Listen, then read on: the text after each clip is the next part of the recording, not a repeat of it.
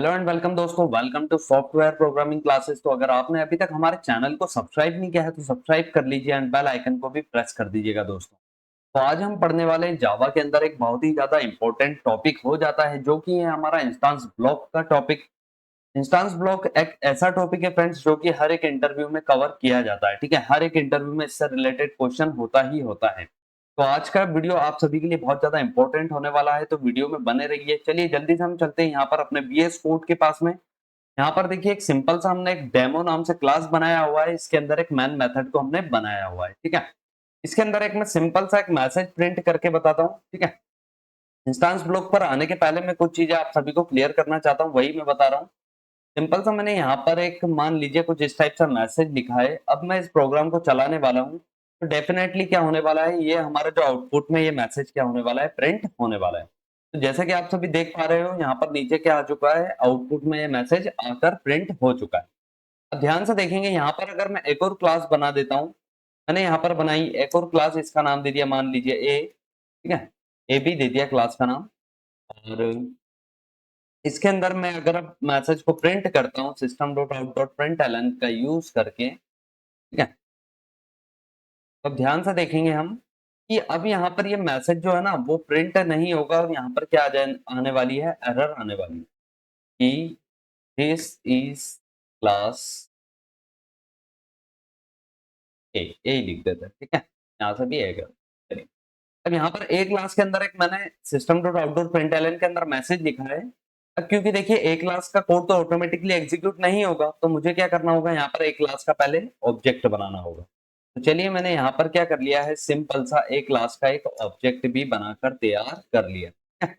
अब मैं कोड को रन कर रहा हूँ तो ध्यान से देखेंगे यहाँ पर एरर आने वाला है कि आप इस तरीके से किसी भी क्लास के अंदर डायरेक्टली मैसेज को प्रिंट नहीं कर सकते हो। ठीक है, देखेंगे यहाँ पर वापस से प्रोग्राम को रन कर देता हूँ मैं। तो देखिए यहाँ पर एरर देखने को मिल रहा है, illegal start of type system dot out dot println this is class है। ठीक है, कि आप इस तरीके से स्टार्ट नहीं कर सकता मैसेज को प्रिंट करना किसी भी क्लास के अंदर। तो ये पॉइंट आप सभी को समझ में आया।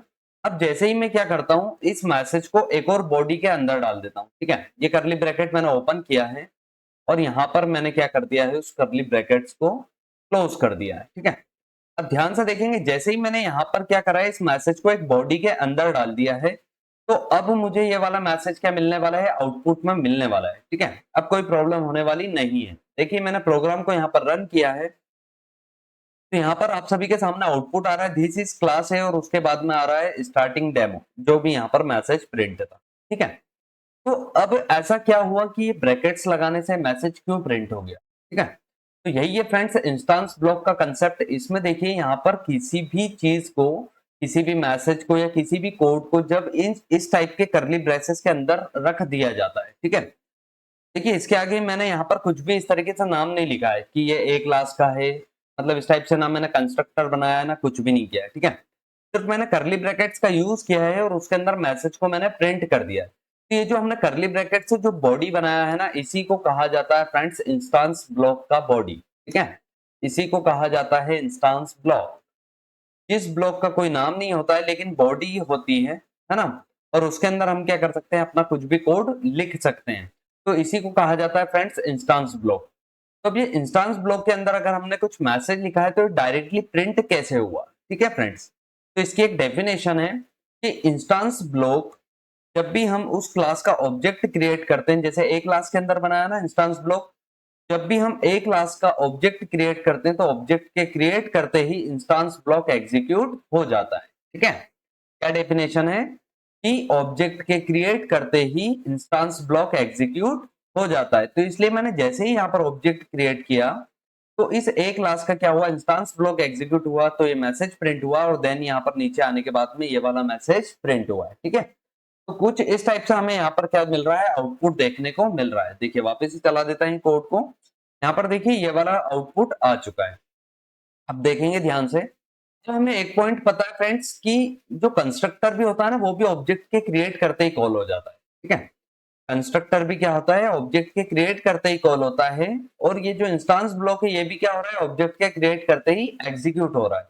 तो अब हमारे माइंड में क्वेश्चन आना चाहिए कि जब कंस्ट्रक्टर भी ऑटोमेटिकली कॉल होता है ऑब्जेक्ट क्रिएशन के टाइम पे, और इंस्टेंस ब्लॉक भी ऑटोमेटिकली कॉल हो रहा है, तो सबसे पहले क्या कॉल होगा? ठीक है, सबसे इंपॉर्टेंट क्वेश्चन यही आना चाहिए हम सभी के माइंड में कि इन दोनों में सबसे पहले क्या कॉल होने वाला है। तो मैंने यहाँ पर लिखा क्लास ए का कंस्ट्रक्टर, क्लास ए कंस्ट्रक्टर, और ये कंस्ट्रक्टर कैसा है? डिफॉल्ट कंस्ट्रक्टर, ठीक है, डिफॉल्ट कंस्ट्रक्टर। चलिए, अब क्या होना चाहिए आप सभी के हिसाब से थोड़ा सा सोच कर बताइए कि यहाँ पर देखिए क्लास ए का मैं ऑब्जेक्ट क्रिएट कर रहा हूँ। अब हमें पता है ऑब्जेक्ट क्रिएट करते ही क्या होता है? कंस्ट्रक्टर भी कॉल होता है। और मुझे अभी अभी हमने देखा पिछले कोड में कि यहाँ पर इंस्टेंस ब्लॉक भी कॉल हो रहा था जैसे ही हम ऑब्जेक्ट क्रिएट कर रहे हैं, ठीक है। आई थिंक क्वेश्चन समझ में आया होगा कि अब इन दोनों में से सबसे पहले क्या चलने वाला है, क्या मैसेज प्रिंट होने वाला है। तो फ्रेंड्स नोट करिएगा कि ऑब्जेक्ट क्रिएट करते ही सबसे पहले क्या होता है? इंस्टेंस ब्लॉक कॉल होता है। सबसे पहले क्या होता है फ्रेंड्स? इंस्टेंस ब्लॉक कॉल होता है, देन क्या होने वाला है? यहाँ पर कंस्ट्रक्टर कॉल होने वाला है, ठीक है। कंस्ट्रक्टर भी कॉल होगा क्योंकि ऑब्जेक्ट क्रिएट होता है जब क्या होता है? कंस्ट्रक्टर कॉल होता है। लेकिन हमें अब एक नई चीज पता चली है कि ऑब्जेक्ट क्रिएट करते ही सबसे पहले क्या कॉल होने वाला है? इंस्टेंस ब्लॉक कॉल होने वाला है। तो देखेंगे ध्यान से, यहाँ पर मैं मैसेज को चेंज कर देता हूँ, यहाँ पर लिख देता हूँ मैं इंस्टेंस ब्लॉक, और यहाँ पर मैंने लिखा है क्लास ए का डिफॉल्ट कंस्ट्रक्टर। अब मैं कोड को रन कर देता हूँ सिंपल सा। तो अब आप सभी यहाँ पर देख पाओगे नीचे आउटपुट में कि पहले देखिए क्लास ए का डिफॉल्ट कंस्ट्रक्टर कॉल हुआ है, then okay sorry sorry sorry, इसको थोड़ा सा ऊपर करते हैं। सबसे पहले क्या कॉल होने वाला है? इंस्टेंस ब्लॉक कॉल होने वाला है, ठीक है। यहाँ पर देखिए अब ध्यान से, सबसे पहले क्या कॉल होगा फ्रेंड्स? यहाँ पर इंस्टेंस ब्लॉक कॉल होगा, तो इंस्टेंस ब्लॉक मैसेज दिखाए, फिर उसके बाद में कंस्ट्रक्टर कॉल हुआ है, देन लास्ट में क्या हुआ है? ये जो नीचे मैसेज प्रिंट किया था ये कॉल हुआ है। आया आप सभी को समझ में कि किस तरीके से वर्किंग है इंस्टेंस ब्लॉक की? इंस्टेंस ब्लॉक क्या होता है? कंस्ट्रक्टर से भी पहले कॉल हो जाता है। और ये कॉल कब होता है? जब भी हम उस क्लास का ऑब्जेक्ट क्रिएट करते हैं। मान लीजिए मैंने इस ऑब्जेक्ट क्रिएशन को कमेंट कर दिया है यहाँ पर इस टाइप से, ठीक है। तो क्या आप इंस्टेंस ब्लॉक या कंस्ट्रक्टर कुछ कॉल होगा क्या? दोनों में से कुछ भी कॉल होने वाला नहीं है, क्योंकि ये दोनों कब कॉल होते हैं या कब एग्जीक्यूट होते हैं? जब हम उस क्लास का ऑब्जेक्ट बनाते हैं। अब क्योंकि हमने ऑब्जेक्ट नहीं बनाया तो ये दोनों नहीं चलने वाले। सिंपल सा हमें एक मैसेज मिलने वाला है, स्टार्टिंग डेमो, ठीक है। देखिए यहाँ पर प्रोग्राम को रन किया है तो क्या मैसेज आ रहा है? Starting demo. अब यहाँ पर ना हमें कंस्ट्रक्टर कॉल होते हुए दिखाई दिया है, ना हमें इंस्टेंस ब्लॉक दिखाई दिया है। चलिए अब ऐसा करते हैं, एक और प्रोग्राम से समझने की कोशिश करते हैं। यहाँ पर इंस्टेंस ब्लॉक बना हुआ है, एक डिफॉल्ट कंस्ट्रक्टर बना हुआ है, एक में यहाँ पर क्या कर रहा हूँ? एक पैरामीटराइज्ड कंस्ट्रक्टर बना रहा हूँ। मान लीजिए उसमें इंट एक्स मैंने पैरामीटर रखा है, और इसके अंदर भी मैं क्या करने की कोशिश कर रहा हूँ? यहाँ पर एक मैसेज को प्रिंट करने की कोशिश कर रहा हूँ, ठीक है। तो हम यहाँ पर लिखेंगे system system dot out dot println, और इसके अंदर हम मैसेज प्रिंट कर देते हैं पैरामीटराइज्ड कंस्ट्रक्टर, पैरामीटराइज्ड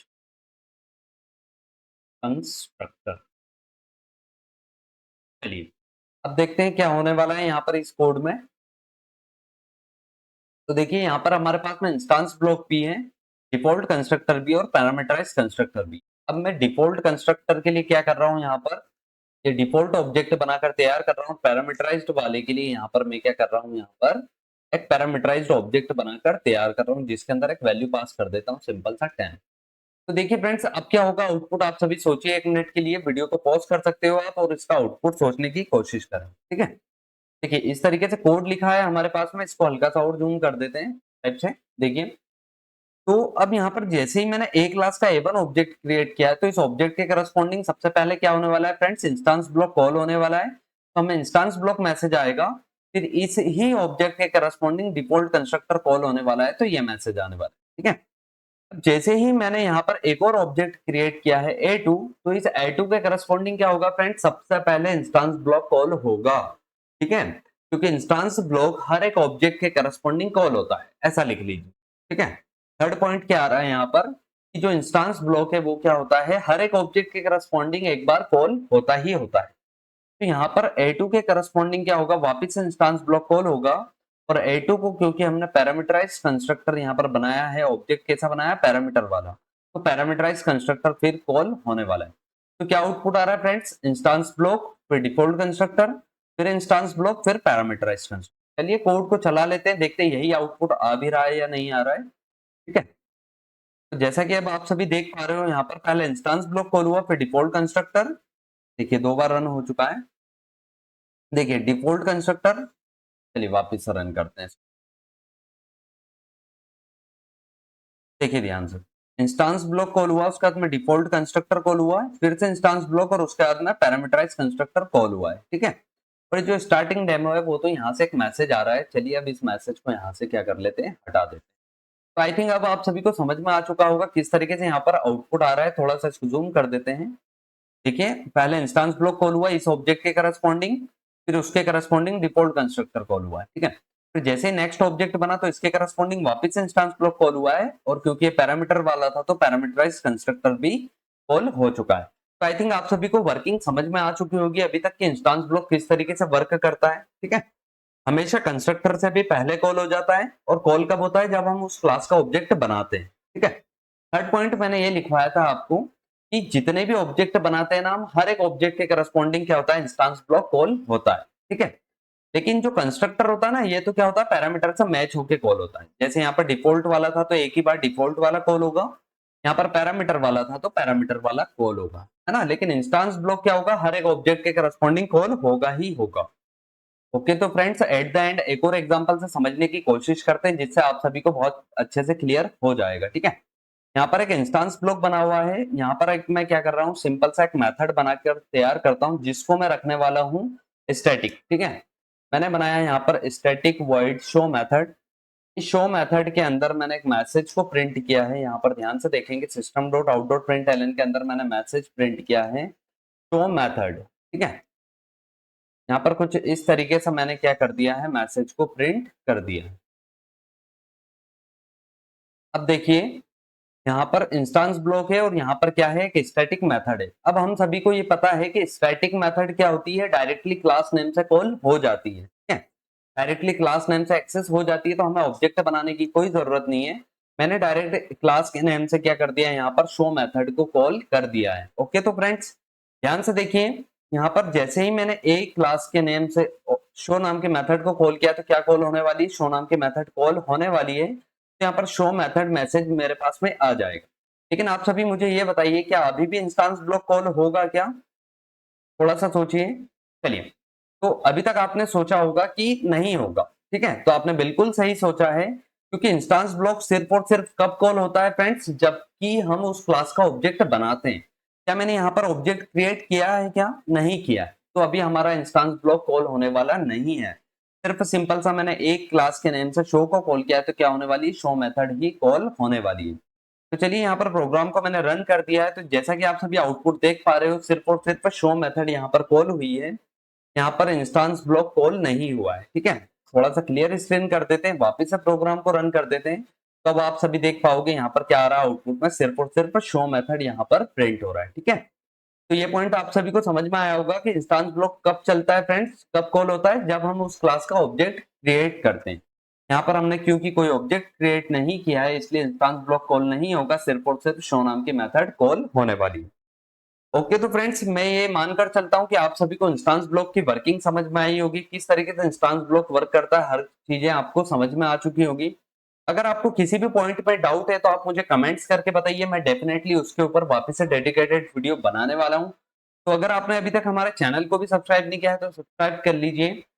और अभी तक देखिए हमारे चैनल पर बहुत सारी प्लेलिस्ट अवेलेबल हैं, जैसे कि जावा की प्लेलिस्ट हो गई, रिएक्ट की प्लेलिस्ट हो गई। ठीक है, और उसके साथ में सी सी प्लस की प्लेलिस्ट हो गई है, और यहाँ पर वेब डेवलपमेंट से रिलेटेड भी हमारी जो एक प्लेलिस्ट है वो अभी कंटिन्यूटी में है। तो आप जाकर इनको भी एक्सेस कर सकते हैं, अपने दोस्तों में शेयर कर सकते हैं। तो चलिए, वीडियो अच्छा लगा हो तो वीडियो को लाइक कर दीजिएगा, and have a nice day. Bye bye दोस्तों।